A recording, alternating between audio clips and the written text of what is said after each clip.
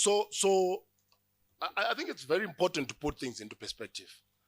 ZiG is not just the fiat amount. It's not just the fiat currency. So there's fiat, which is your physical notes, which we have a number that we are targeting. Yeah, I will not talk about it here. But whatever deposits are sitting in your account, it's also ZiG. So I'll give you an example. We've got a company like Zimplus. They will say surrender 25%, about $20 million every month. $20 million multiplied by the current exchange rate, you're looking at about 260 million. ZiG. That's going to one company. So if you don't manage that money, and if Zimplus has nowhere to place that money, then we have a problem. So it's not the cash that worries us in terms of money supply. What worries us is the deposit base that's sitting in people's accounts, and what they use to pay tax would be what's sitting in their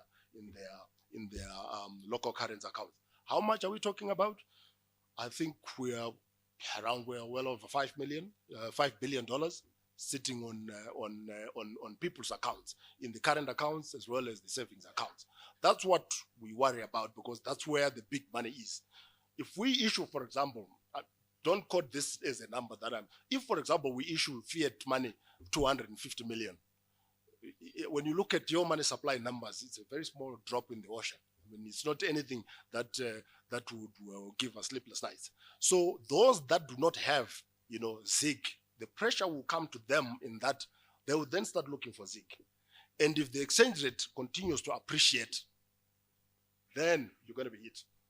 You're going to be hit. So we hope, the QPDs that will come through this month, there will be some increased demand for ZiG, because that's the only way we can promote our own currency. It's got to be used. It's got to be, the currency of choice. At some point, one should be indifferent to holding US dollars or holding local currency. You should not be in a hurry to say, you know what, I've been paid today, let me go to the corner and convert my money to. So that's why we're emphasizing the need for us to make sure that we maintain a stable macroeconomic environment, so that people can become indifferent from using local currency or holding US dollars. We still have this mentality. I think it's unfortunate. History has taught us that, we have been beaten again before. So we still want to use the US dollar as a store of value. Let's use the US dollar as a means of payment for our external requirements, as opposed to us. And this is the issue. It's the challenge that we're also going to throw to our exporters, because exporters are holding on to well over $1.8 billion in their FCA accounts. If they hold on to that money, it means it's not available to the economy. Why? Because they think, I would rather store my value in US dollars. So we hope, the QPDs will see a bit of, foreign currency being sold. We will be a buyer of last resort for US dollars when people want to pay taxes. But if we are buyer of last resort, it also means, we will determine the exchange rate at which we're going to buy that money from whoever is selling. So, yeah, I think that's the long and short that I can.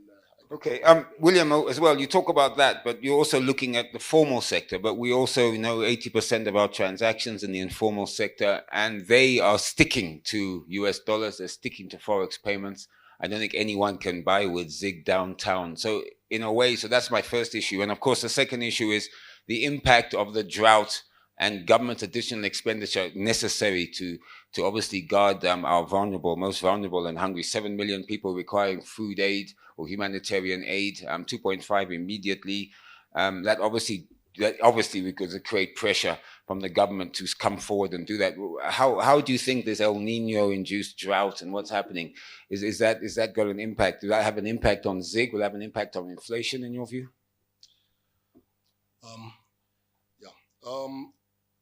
I'll take the first question on the informal sector. I think without a doubt, we have a big informal sector in the economy. The question is obviously, where does the informal sector get its money from? So one big source of this money is your remittances. And these are some of the areas that we need to work on in terms of, when somebody receives money from external sources, from relatives, they immediately get that money in hard currency. And once people get that hard currency in cash, you know it's not going to go into a bank.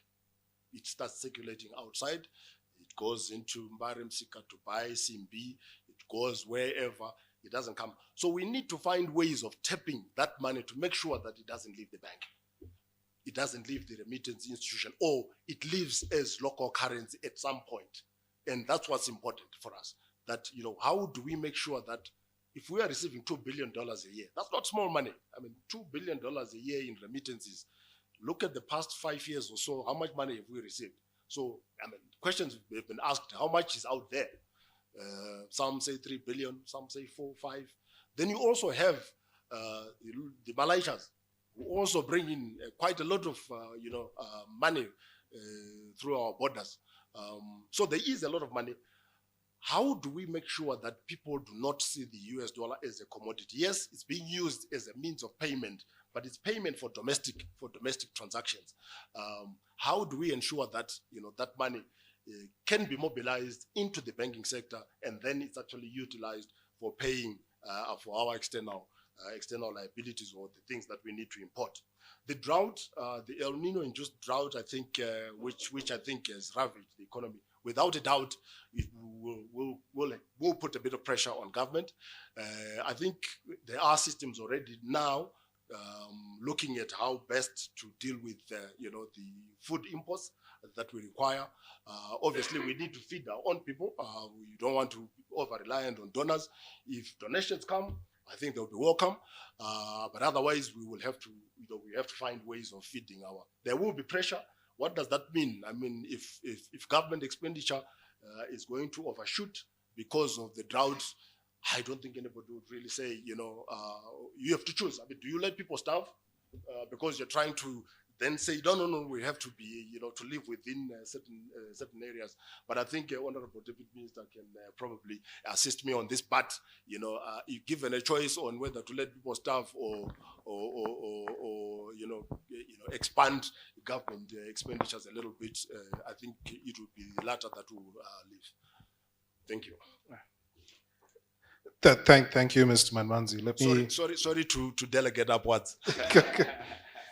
I just thought I will assist on that one, because we have the capital market in this room. If we say the wrong thing, even slightly, it might be taken the wrong way. Andy positioned the impact or the effect of the El Nino requiring additional expenditure. And if you mention additional expenditure, one would start thinking that, okay, RBZ is going to start printing money again, or there's going to be a fiscal deficit, how we're going to fund it. But I think right now, the main strategy is reprioritization of some of our expenditure items. We understand that we are now in an era where you've got a structured currency.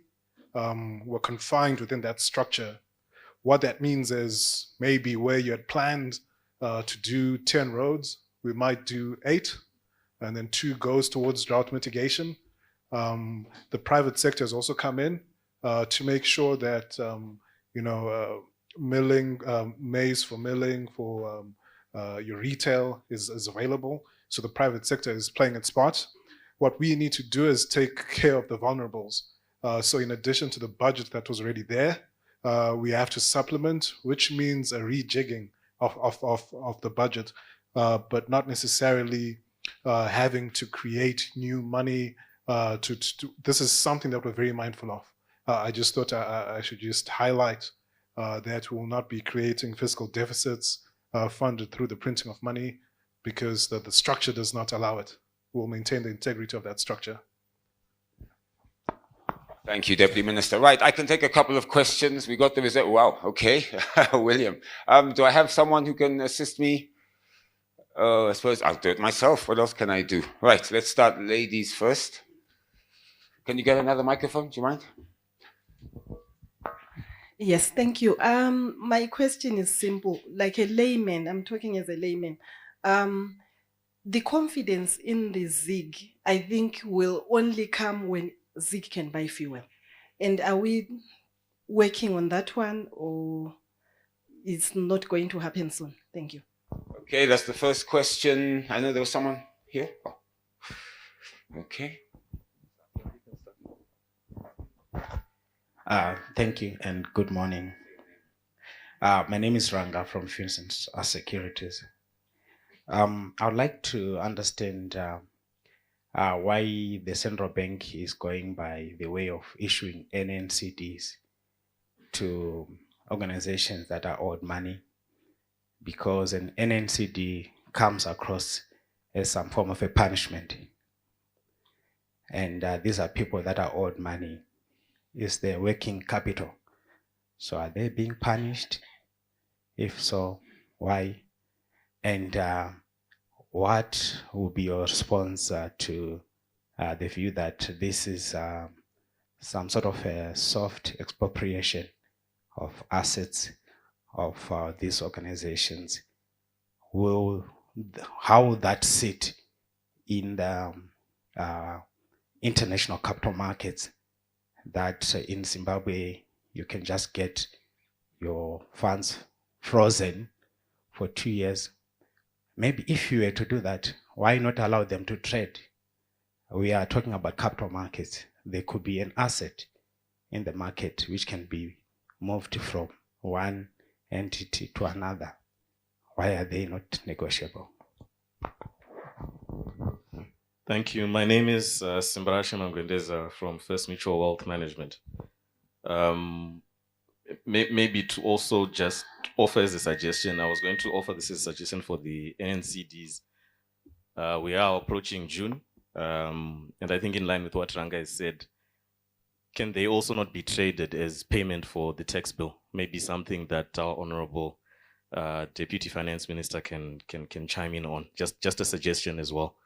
My second question is, for us to be confident in the currency as well, I think transparency is key. We are aware that the ZiG is backed by gold, cash, and what is termed a basket of currencies. Are we ever going to get an actual definition of what is actually backing the ZiG in its entirety? Because it seems a bit general. We don't even know the percentages. And I think even the audit period, to only get to know what is actually backing the currency being audited only once a year, given the confidence deficit, I think is too long a time to wait. So maybe a comment around that. Thank you.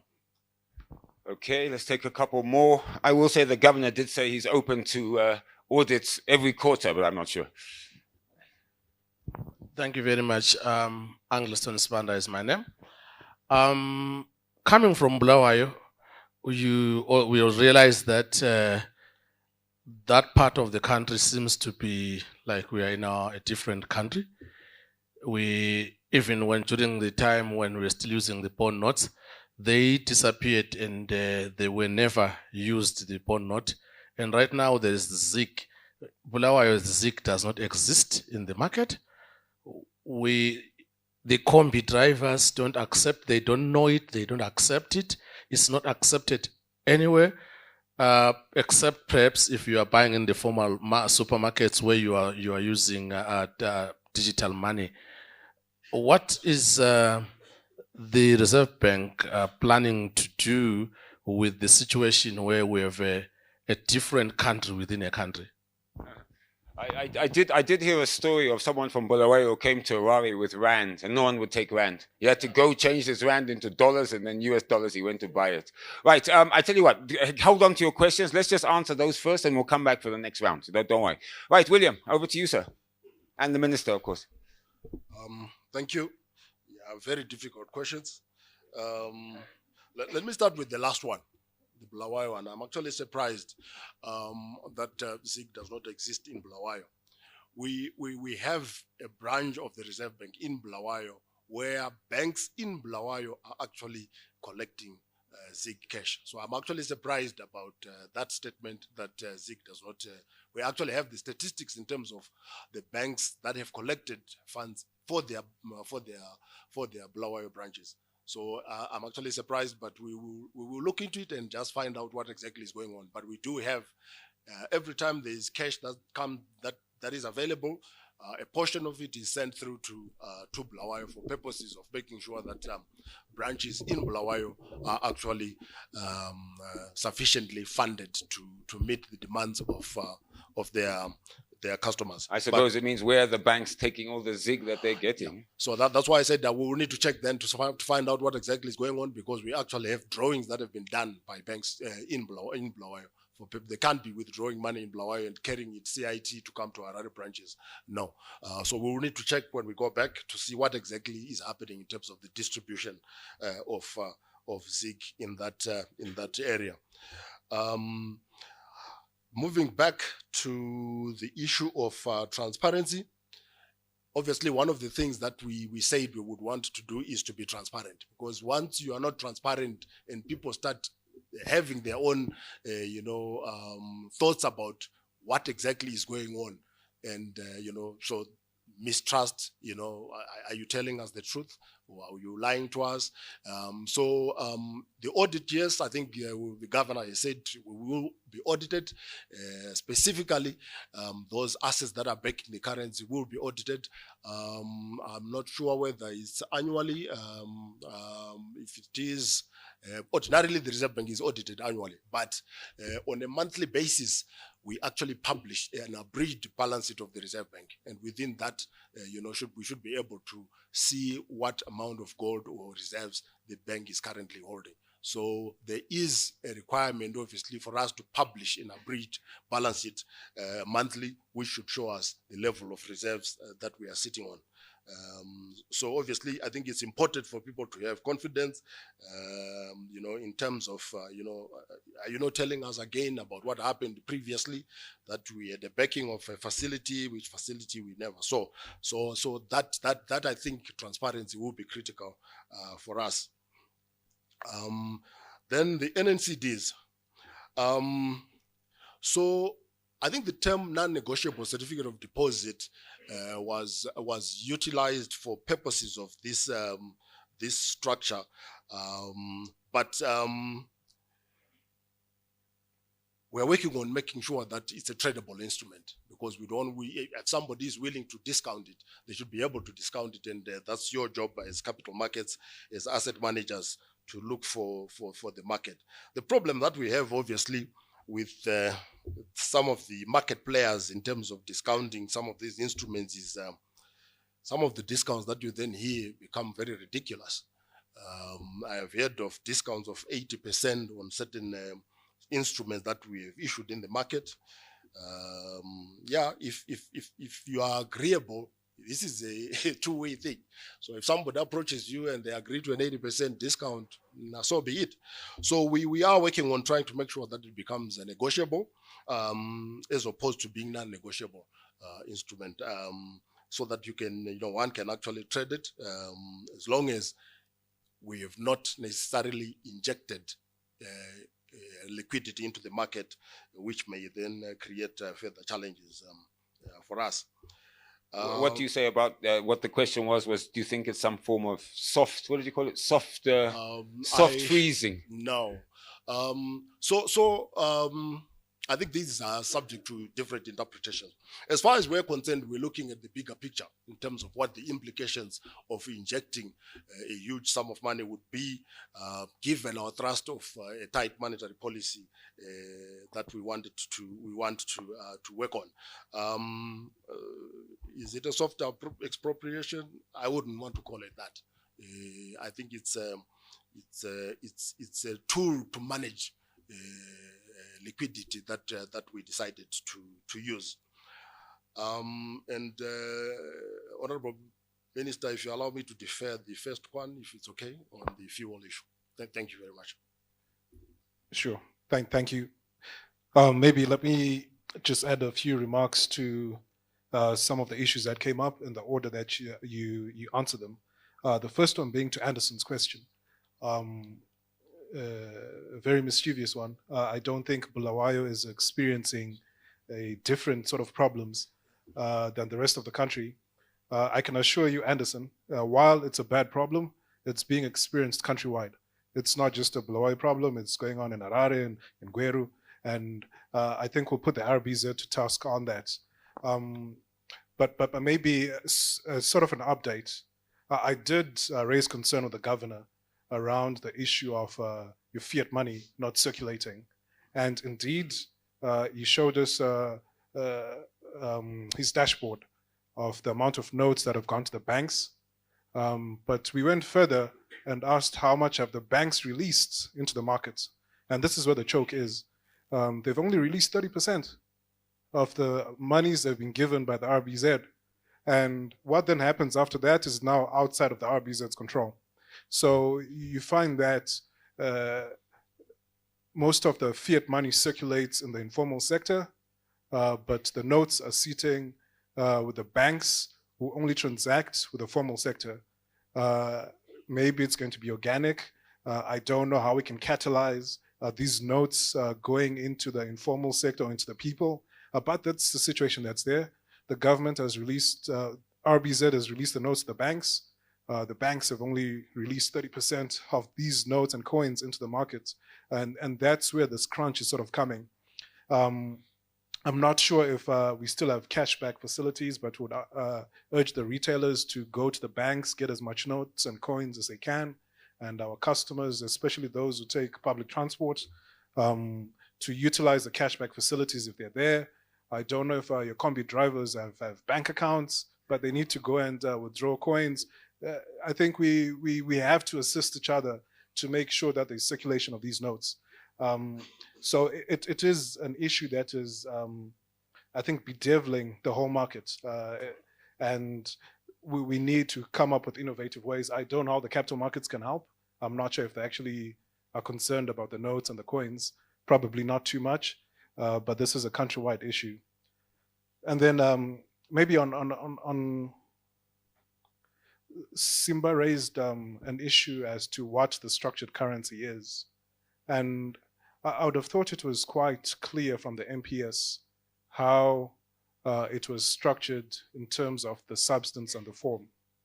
In the vaults of the Reserve Bank, at the time, in April, there were 2.5 tons of gold. And there was, I think, $100 million in cash. When you mention a basket of currencies, be it gold, diamonds, platinum, I think the whole idea is when you take your percentage in diamonds or in platinum or in chrome, that is then being converted into US dollars, which is then used as part of the reserves for the RBZ to intervene. So ultimately, you just have your gold and cash, your cash being US dollars. Yes, the cash is being translated for your chrome and your platinum. I think that the idea is to explain to the citizenry where the reserves are coming from. You can't just wake up with cash in your reserves. Where did it come from? You know, it came from our share of the platinum royalties. It came from our share of the chrome royalties. Came from our share of the diamonds. Obviously, you can't keep platinum in the vaults. It's too voluminous. So you have to convert it to cash. Correct me if I'm wrong, Mr. Manmanzi, but I think that's sort of structure that we have. It is wonderful. And this translates to 3 times cover. In addition to that, Treasury also has 300 million that is there to back the structured currency. Now, the anomaly that is going on in the market right now is that, you know, you have a lot of willing buyers, but your willing sellers are sort of a bit skeptical right now, which creates a bit of a distortion. So when there are no willing sellers, this is when your reserves are supposed to come in. But for the Reserve Bank to then come in and inject those reserves, they now need to understand, okay, fine, what is your invoice? Do you also have US dollars in your account? And the process becomes a bit long, and then it seems as if there's a lag.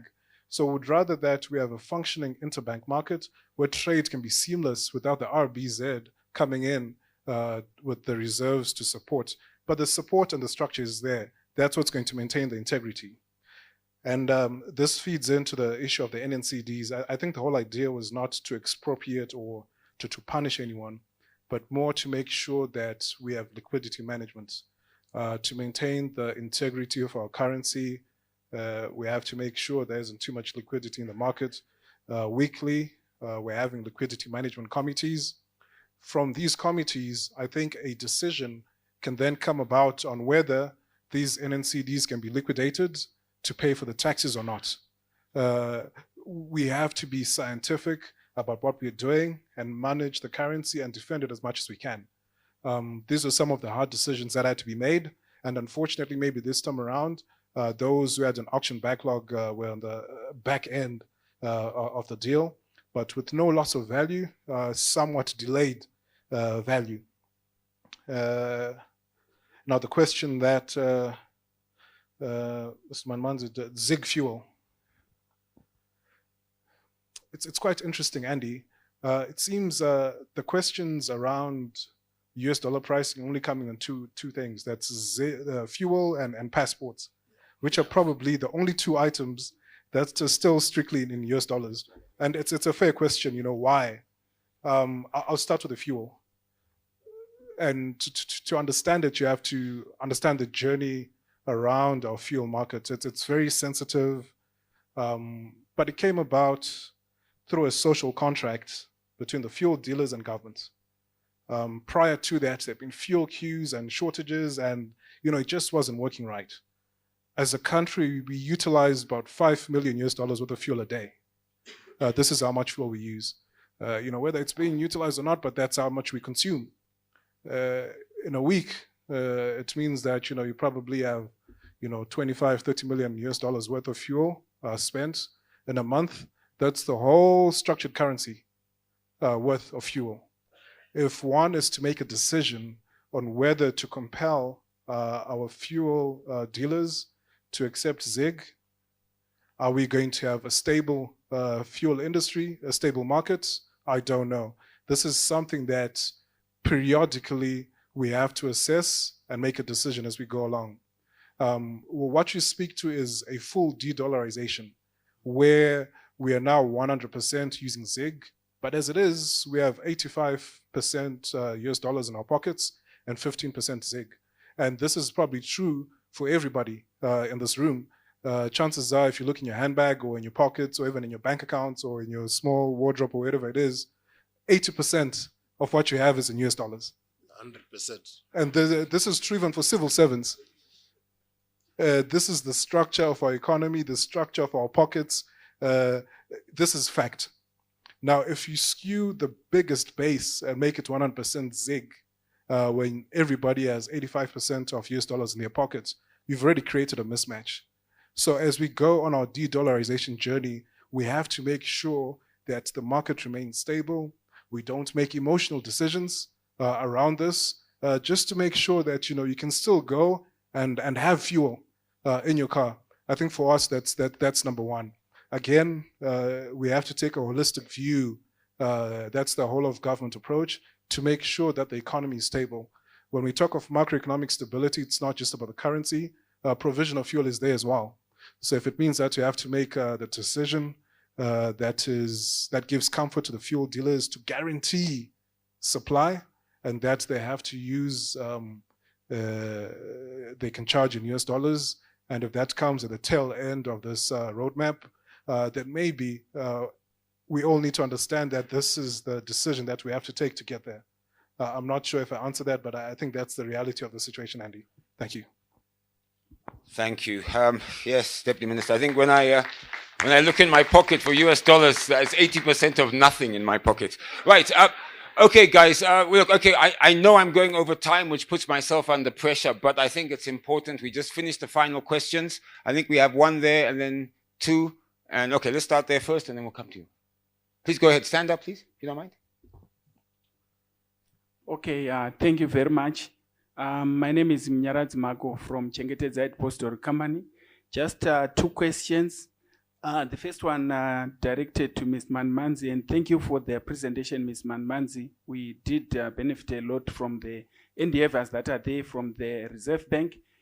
The question comes from the comment you made, which I think is very critical in terms of instilling market confidence, wherein you said bankers should confirm whether it is really a willing buyer, willing seller that they are using on a daily basis. In my view, I think it's essential that we get a response from the bankers, how exactly the daily rates are actually being determined for the ZiG as we go, And we do acknowledge the stability, and actually it appears to be strengthening, but we would want a confirmation from the bankers if it is possible for them to comment without fear exactly how that rate is coming about. I think it's important. Number two, hopefully directed to the minister. I did come across some article wherein the Minister of Finance made a comment, I think some 3-4 weeks ago. Not sure if it was from your office, but I remember it was the Minister of Finance senior official who did comment that it is important that the government, the Treasury, with the assistance of the Reserve Bank, comes up with a way to enable the ordinary populace to also access US dollars, small amounts that they may genuinely need, 50 to 100.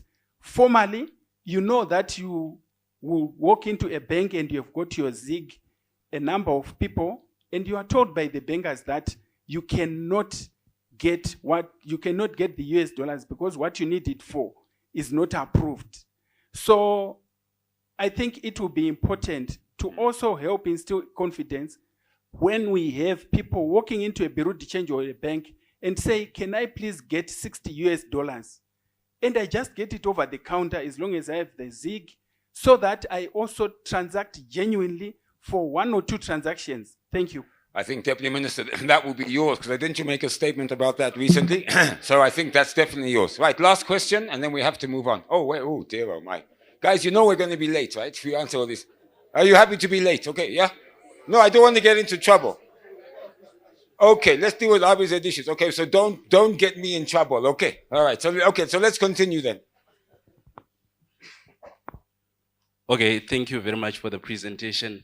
My name is Rufaro Ojeri from Shelter, Zimbabwe. My question is in relation to ZiG. So we've been told that ZiG is going to be the solution for the currency problems that we've been facing for the longest time. My question is, ZiG was introduced in April, and a few months before that, the Minister of Finance had presented a budget in Zim dollar. Did the Minister of Finance know when it presented that budget that it was presenting a budget in a currency that was going to be demonetized in a few months to come, or the ZiG was just a reaction that came later from the RBZ? That would be my question. Right, thank you. Thank you, please go ahead. My name is Washington Chituku from SmartVest Wealth Managers. My question is directed to the governor. It's in connection with the banking system. In Zimbabwe, you know, if you deposit 1,000 USD as cash, the moment you want it back, it will be 960 or 940. What are you going to do to promote banking? Personally, and most of people in this room, if they get $1,000, they'll put it under the pillow because the cost is too high to bank in the Zimbabwe banking system. Then moving on to the minister, industry and commerce have been advocating for the scrapping of IMT tax. Instead, you increased it from 1% to 2%. This is aggravating the confidence in the banking system because we are better off keeping cash in the cash box where you know your money won't lose value. What are you going to do, the minister and the governor, to promote banking in Zimbabwe? You know, one thing that's interesting is that I know you put in a rule saying if you're under $100 FCAs, you don't get bank charges. I then got a slight message saying, well, we've increased minimum balances. There's always a way, right? Yeah, if we increase minimum balances to 200, you're always going to get charged, aren't you, right? Right, last final question. I think, is this the final question? Oh, okay, one last one. Happiness will be the last one. Go ahead, sir. My name is Rufaro from Vincent Securities, and my question is for the governor. I think one of the ways to bridge the trust deficit in the market is to have players in the capital markets actually become ambassadors for the local currency, the ZiG. And I think one of the ways that this can be achieved is taking advantage of the capital markets infrastructure, in particular the platform that is the automated trading system that we use to trade securities. It can also be used to trade currency.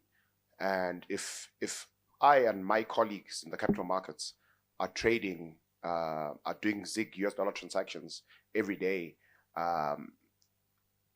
and we know that we're trading in a way that it's a willing buyer, willing seller market, we will be the biggest ambassadors of the ZiG being a freely trading currency.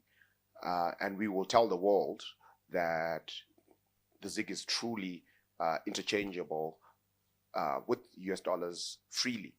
As it stands, there are all these hurdles and hoops that are involved in trying to convert ZiG into US dollars with a bank. And I think a lot of the rules around these trades have to do with exchange control, have to do with import priority list. And I suspect there are good reasons why those rules and regulations are in place. But I think in the interest of engendering faith and confidence in the currency and the fact that it's truly a willing buyer, willing seller market, that it's truly the price or the exchange rate is determined by a free market, I think our platform and the brokers behind it are uniquely placed to be great ambassadors for the currency being freely trading. Great, thank you. Happiness, last question from you, please. William, just wanted to find out the targeted reserve money growth just over a period of time. And then also to, just a remark, because you kept on saying that you're not going to give the optimum level of ZiG in the economy. I hope you're aware that the government actually gave that figure out last week at the Chamber of Mines. Right, okay, so that's it. No more questions, otherwise we'll be here all day. Poor William. Right, William, I hand over to you and to the Deputy Minister. Hey, I told you, please don't get me in trouble, yeah? Thank you. Thank you, Andy. Yeah, quite a few issues. I'm just trying to see which one is the easier one to start with.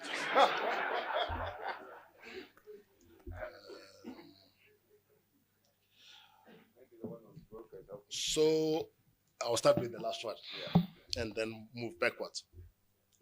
So unfortunately, the trading of foreign currency in Zimbabwe is governed by exchange control activities. You've got to be an authorized dealer, and I don't think capital markets institutions are authorized dealers. If there is a need, then I think the valid exchange control approval will have to be given. I don't think our issue about willing buyer, willing seller is about systems. I think we have systems to trade foreign currency. We have a refinitive system that is linked, that links the Reserve Bank and the authorized dealers. So it's not about the system. I think it's about what Honorable Deputy Minister spoke about in terms of there is willing demand. Demand is there in terms of foreign currency. It's the other side where we don't seem to see much happening on the supply side. So on those that are holding the foreign exchange, I think that's the issue. So it's not about us failing to be transparent or the banks not being upfront in terms of what's happening.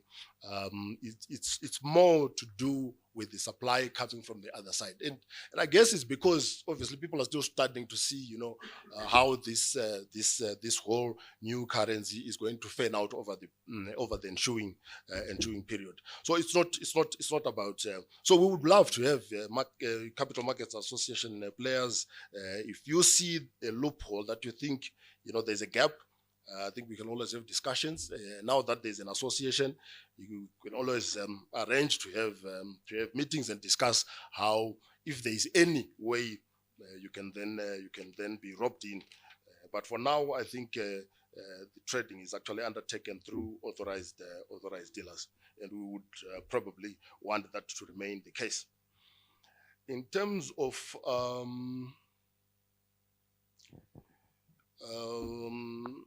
government allowing the general populace amounts that they need in fact, this speaks to allowing the general public to buy foreign exchange.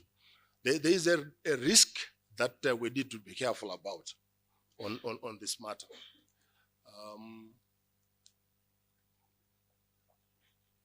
And the risk is you don't want to sorry, my voice is failing, so that's why I have to take a bit of water. So the risk is you don't want to, remember we are going to have a de-dollarization roadmap. And that de-dollarization roadmap should give guidance in terms of where we're going. If we then have a situation where, we just allow a free-for-all where you can actually go into a bureau de change or a bank to buy foreign currency, what are we really doing? Are we not then, pushing ourselves more and more towards 100% dollarization? So we need to be careful about how we balance these things, and that foreign exchange obviously has got to come from somewhere. So are we utilizing the reserves that we will have built to sell to the public? I think it's a policy issue, but as far as I'm concerned, what we don't want to do is end up pushing the economy more into dollarization.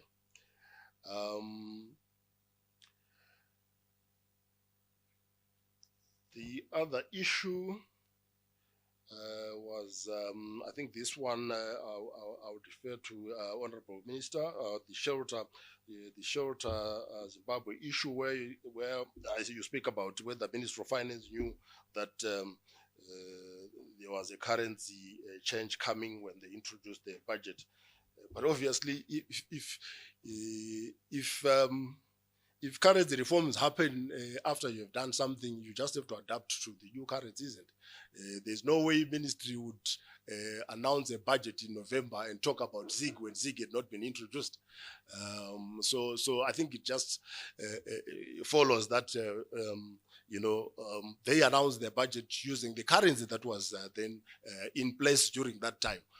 Right now, they've also converted their systems, as was required of everybody else, to convert their systems to utilizing ZiG. I will not speak about the IMTT one. There was a question on the banks. Unfortunately, I do not want to speak on behalf of the banks. They determine the willing buyer, willing seller. Obviously, I think what we also need to take cognizance of is how do banks price, foreign exchange? Foreign exchange is priced on the basis of the price at which they buy plus a margin. There is a margin that is ordinarily allowed for banks to charge. I think it's up to 5%.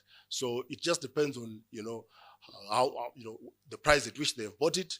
Then they put in their margin, and that is how they come up with the selling price. But whether it's a willing buyer, willing seller, I think they will have to confirm. For as far as we're concerned, it is a willing buyer, willing seller system that is in place at the moment. So if for example, as the Reserve Bank, we decide to go into the market, we will go into the market at a certain specific exchange rate. But remember, we are going to sell this foreign currency not for banks to keep in their vaults. We are selling the foreign currency because of a demand that is there, because of people that want to, to pay for offshore transactions. And once I have gone in at my price, suppose I sell foreign currency at 13.80, the bank is going to also add its margin on that, and then they then offload that money to the ultimate beneficiary who is paying for an external transaction. Okay. I think those were the items that I think target. You have reserve money targets? Are you able to give us? I do not have reserve money targets with me.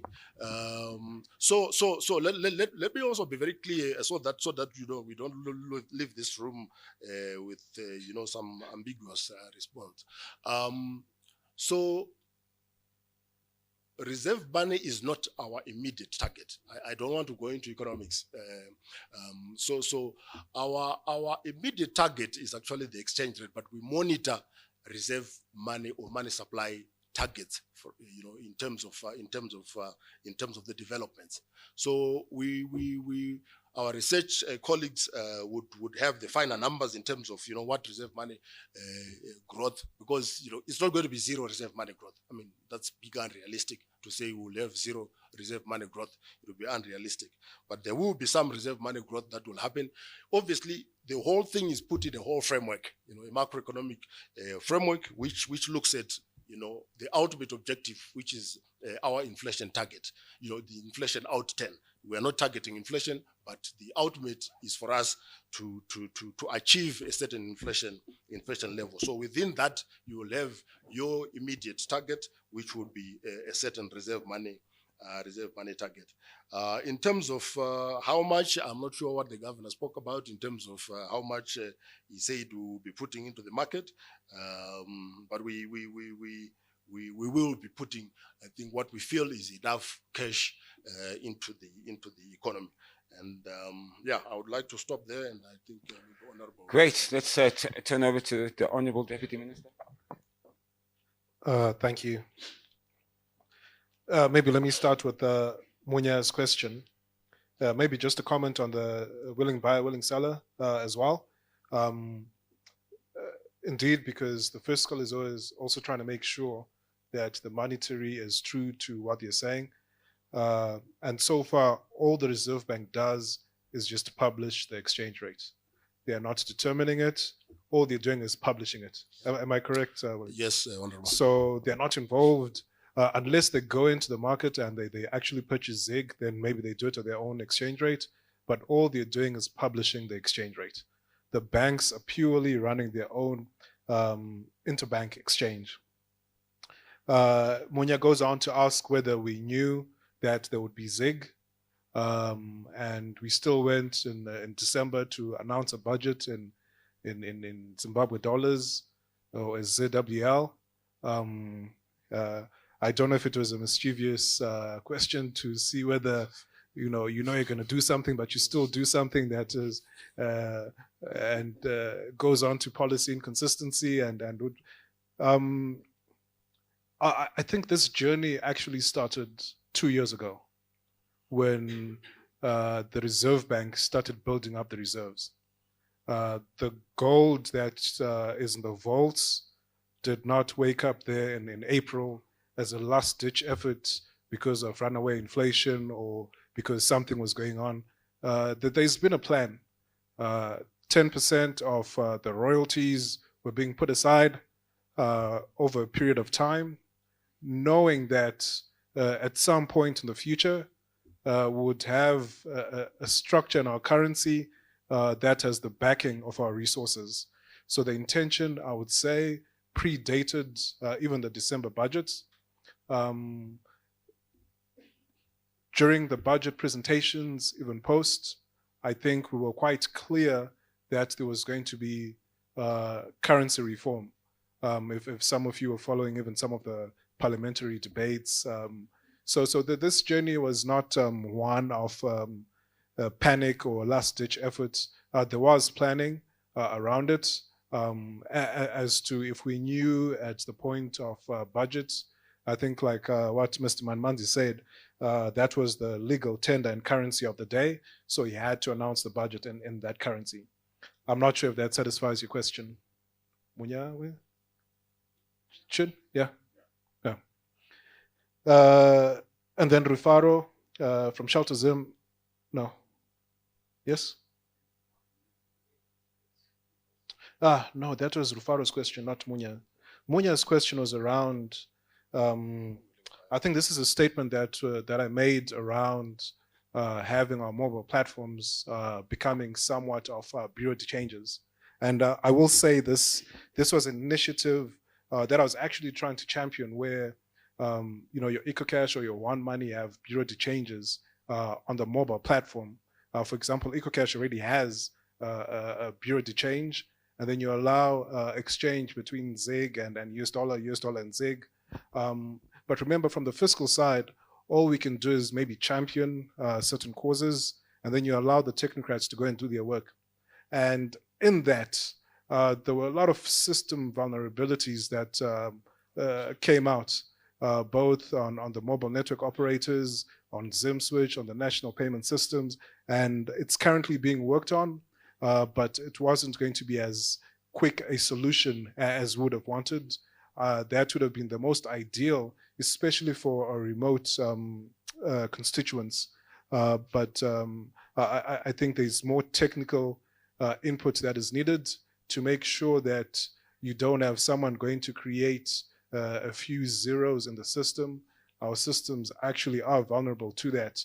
And money creation is something that we're actively monitoring and watching. But with that said, we still do have bureaucracy changes. We're trying to make sure that your banks are accessible. But we still have the headache within our rural areas as to how we allow that exchange to happen. Of course, it's going to be organic, but this is something that we're constantly thinking about as to how we make sure that people are financially included. And this is where our financial and capital markets come in. Some of these areas should be a preserve for the people in this room to come up with solutions around how we can reach the most remote parts in this country to allow our people to be financially included in both ZiG and the US dollars. And then there was a question around, I didn't catch your name, but industry has been clamoring for the removal of IMTT, and instead we increased it, at least for the US dollars, to 2% to match the already maybe high 2% that the local currency portion had. So right now, I would say the US dollar and ZiG are at par in terms of the expense of using it electronically.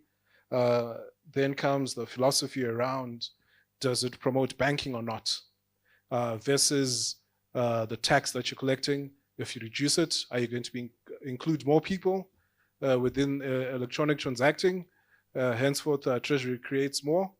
This is a study that we're actually carrying out. And there's another element to it. We still are trying to figure out if our citizens are poorer when they put in their money into their bank account because of Treasury or because of the banks. This is something that we have to introspect first. You might remove the 2% and we no longer have that section or that part in our Treasury, but still people are not enticed into the banking sector because transaction charges are too high. So which one is it? I'm not sure if I've seen the position papers from industry as to, is it just the 2%? Because I also understand there is either 1 or 2% from the banking side as well, on top of other transaction charges. Where are the pain points around that? Again, sometimes blame goes to government for anything and everything. And when we then change a policy and then realize, hold on, it actually wasn't government, we now bring it back, government is inconsistent, and it's always, it's very difficult to be in government and come up with some of these policies where no one is ever happy. But I'm glad that we now have this platform because we can now actually deeper dive and introspect, and where culpability is there and falls on one side, we can then say, hold on, from what we are seeing, if you're to reduce your IMTT or scrape it off, you will have full financial inclusion of everybody. And henceforth, you will collect more in your VAT and whatever it is. I think let's do these studies together and participate. But just calling for the removal of IMTT just because it affects your section of industry without necessarily looking at the broader picture and actually the whole ecosystem might be an unfair ask to government. Is 2% too high? Maybe. Should it be reduced? I don't know. But these are discussions that we need to have based on the numbers and based on, I think maybe also put yourselves in Treasury's shoes. Right now, that 2% is going to be buying maize that is going to be going to go Sekuru Kumusha to make sure that You know, they don't starve during El Nino. Similarly, every year, this is the same tax money that we use as a social protection, whether it's paying for BEAM. Right now, we have quite a lot of primary school children who are going to school for free. Social protection coming from us as government, which we collect as taxes. We're burdened, 95% of our expenditure as a country comes from tax. 95%. If not even 97% now. Post-independence, it used to be about 60%, 50%, aided by our parastatals, but we actually reached a point where the parastatals were now bleeding from the fiscus as well. So I do agree, as a country, because we are on our own, we're heavily dependent on our taxes, but I would say the isolation that we've experienced has actually made us a stronger and more robust economy and country. I mean, I traveled to one country a few weeks ago, and you know, 40% of their budget comes from donor funding. 40%. Can you imagine what happens if the donors just decide, you know what, we're disagreeing with you on a certain issue, we're going to close the tap? Zimbabwe is not in that situation. We can completely, and I mean, the doors have been shut on us, but we can still shut our doors and survive, because that's what's been going on. So I think in certain instances, we need to appreciate the situation that we're in and how we're managing it. And you will actually be a prouder capital markets knowing that, okay, you know what, as Zimbabwe, we're doing it. How do we play our part? So this is where we are. So Chairman of Capital Markets Association will be expecting a position paper on the 2%. That is holistic, taking into account, you know, the tax collection aspect, the banking aspect, and the industry impact as well. Let us have a lobby that looks at the 360 and 3D view of what we're trying to achieve as a country. I think, thank you, Andy.